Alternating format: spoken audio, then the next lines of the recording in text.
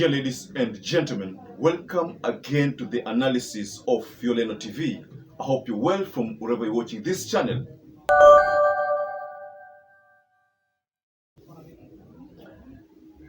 Now, BABU Owino is one of those leaders who, according to me, I think RAILA Odinga should pass the mantle to, of being the Luo Nyanza Kingpin. So, allow me to take you to a particular tweet that BABU Owino posted a day before William Samoei Ruto toured the Luo Nyanza, that is the HOMABAY County. President Ruto's visit to Nyanza must focus only on development. Kikomi in Kisumu and coffee factories in Kisii County must be revived. Fish factories must be set up in HOMABAY and Kisii counties. Chemelil, Muhoroni and Sony sugar factories must be revived. That is what BABU Owino posted in his Twitter handle. Then there was a statement that BABU Owino released soon after coming out of the parliament. Allow me to share with you that statement. It's a small clip of about 1 minute. Thank you very much, Mr. To. I must say that as Ruto is going to Nyanza, he should know and is aware that the people of Nyanza pay their taxes very religiously and very loyally. They are very loyal in payment of the taxes. Therefore, they deserve development in Nyanza region. As he goes to Nyanza, he should know that there are different companies that need revival. Number one, the Kikomi factory in Kisumu should be revived. That is the Kisumu cotton mills factory should be revived. Number two, we have the fisheries companies should also be set up, because we have a lake, freshwater lake, that is producing serious fish, but we don't do production in Kisumu. We take it all the way to Thika. Therefore, we need a factory in Kisumu to do the production. In the Migori County, we can talk about Sony Sugar should be revived. In Chemelil Sugar Company should be revived. Moroni Sugar Company should be revived. When we do this, then we will get an opportunity to create jobs for men and women and the youth in Kisumu, in Migori, in Siaya, in Kisii, and in Nyamira, and in HOMABAY. In addition to that, the president should ensure that at least the infrastructure, in terms of roads, should be properly constructed. I know he's going to open projects which were started by the former president Uhuru Kenyatta. Now we want his projects. So we want roads to be constructed in Nyanza province for easy accessibility and transportation of goods and services. We also want him to tell the people of Nyanza before he leaves Nyanza that in the appointments that he's going to make soon for the ambassadors, how many people will be appointed from Nyanza region. So honestly speaking, every time I listen to BABU Owino and how defiant he is, I'm reminded of Julius Malema of South Africa. At one time, Julius Malema was described by Zuma and the Premier of Limpopo province, that is Castle Mathale, as the future leader of South Africa. So all opposition leaders in the world believe in the mantra, I'll tell you, you listen. That is what all opposition leaders believe in. And it's exactly what BABU Owino has been practicing. I'll tell you, you will listen. If you listen to the promises that William Samoei Ruto dished out, the goodies that he dished out to the Nyanza region, especially HOMABAY County, you will understand that William Samoei Ruto responded to literally everything that BABU Owino said in that statement. BABU Owino talked about fish production or fish processing. BABU Owino talked about market. BABU Owino talked about job opportunities. BABU Owino talked about Kikomi in Kisumu and Kisii factories. So BABU Owino talked about so many things. And if you listen to the goodies that William Samoei Ruto released or issued in that tour of the HOMABAY County, then you will understand that the message by BABU Owino ilifika kwa William Samoei Ruto kwa ukweli.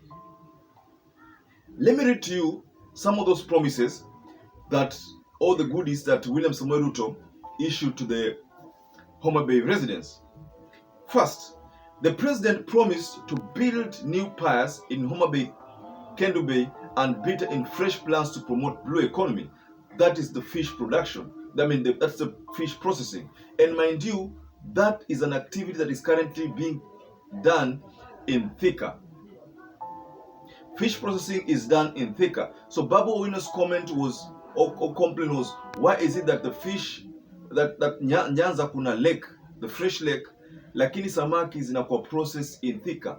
You get fish from the lake in Nyanza, take them to Thika, and then for processing. So this is one of the things that BABU Owino fronted as a key factor that William Samoei Ruto should and must address.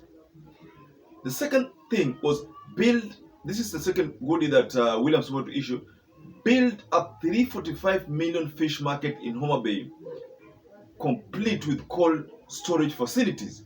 That was the second promise. Now the third one was a 12-kilometer tarmac road round HOMABAY County by December this year. Those were some of the things that BABU Owino said that Rais pia aeke alete project zake, si ataendeleza zile za Uhuru peke yake, alete zake. The fourth one was that is the president launched 5,000 affordable housing projects in HOMABAY town and promised that the housing project will be expanded to other townships such as Mvita, Oyugis, Sindo, and Kendu Bay. Mind you, last year when William Samoei Ruto toured HOMABAY, whereby the Azimio Kenya Alliance leaders never attended that meeting, he promised 2,000 affordable housing project of 2,000 units. But because he was so happy in that meeting, he decided to double that and add 1,000 more units. That's making it 5,000. So there was another promise: construct a modern market at Shauriako slums at a tune of 345 million before the end of the year. Ruto further promised that the national government will allocate 1 billion to sort out the water issue. Ruto at the same time said that this government will avail 2 million tree seedlings in addition to another 2 million others from the county government for the locals to plant to improve the forest cover in HOMABAY. So he also launched HOMABAY main market.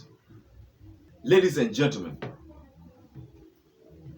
if you followed the proceedings of yesterday's visit, then you will understand that BABU Owino made a statement, and that statement might have been delivered to the State House, and that prompted William Samoei Ruto to respond to literally everything that BABU Owino said. Mind you, last year, while Raila Odinga was in the Siaya County, he said that even the Azimio strongholds, they pay taxes, and that it will be, haitakuwa jambo nzuri kama Azimio strongholds hazitapata maendeleo. Kwa sababu gani? Kwa sababu walipigia Raila Odinga. Haitakuwa jambo nzuri. So wakati huo Raila Odinga alisema kwamba ikiwa ushuru inalipwa na serikali iliyoko mamlakani haiendelezi hizi zones ambazo zinasemekana kama za Azimio, basi wasilipe ushuru. So William Samoei Ruto atakuwa desperate sana kufanya na Nyanza. Leaders ndio apate umaarufu, ndio apate kule kupendwa. Mind you, is a leader, national leader who would want to have all people, love him.